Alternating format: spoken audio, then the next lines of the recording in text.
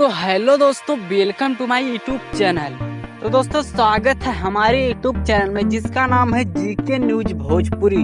तो दोस्तों आप लोग के बीच में एक और न्यू गाना का अपडेट लेकर आ चुका हूं आप लोग के बीच में, जो कि दोस्तों सुपरस्टार अंकुश राजा का है। जो कि दोस्तों गाने का नाम जान लीजिए, गाने का नाम है लइका के कवन जरूरत रहे।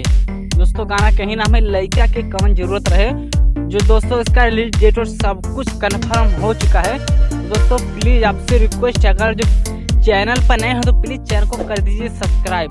दोस्तों आप लोग के बीच में न्यू गाना का अपडेट लाता रहूंगा। तो दोस्तों चैनल को कर दीजिए सब्सक्राइब। और दोस्तों इसका आगे बात कर लें गाना रिलीज डेट का, जो कि दोस्तों ये गाना को रिलीज किया जाएगा 23 जून को सुबह के 6:15 पे दोस्तों गाना को रिलीज किया जाएगा। दोस्तों कौन सी कंपनी का रिलीज किया जाएगा?